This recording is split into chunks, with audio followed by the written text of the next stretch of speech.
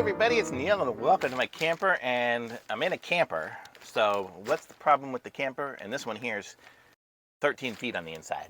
Check it out. So here's my camper. That's my table. There's my 3D printer. I had that thing set up in here, of course.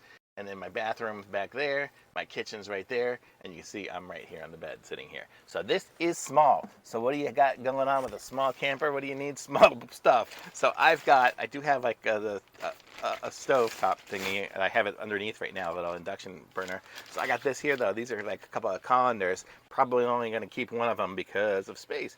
But check it out. It's like it folds, it retracts to that, and then I can make it big like that. So I could make a whole bowl of spaghetti and put it in there and have it strain it, strainer colander, or I could have a smaller one here. Probably keep, I don't know, probably keep the smaller one and not use the big one. But it was a pretty inexpensive set and pretty easy. And checking it out here, it's nice. It's made out of nice plastic and stuff, and it folds up really nice and easy. I could probably even hang it somewhere if I wanted to. This one, I guess I could hang this one too.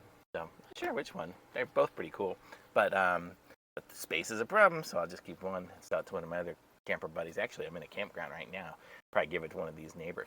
But this is pretty cool. So let me see what brand it even is here. It is Longzon, Longzon.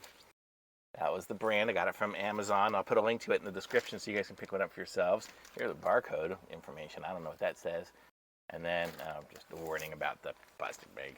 But so that's it. So that's pretty cool, though. I like it. I'll try it out, and if there's any problem with it, I'll put it in the comments. But it seems pretty well made and pretty, welded together parts and stuff. So don't expect anything to go wrong. But seems like a decent colander to me. The handle seems strong. Seems good, so I like it. So thumbs up from me. Be sure to like this video, subscribe to my channel, and I'll be back with some other reviews soon. Bye.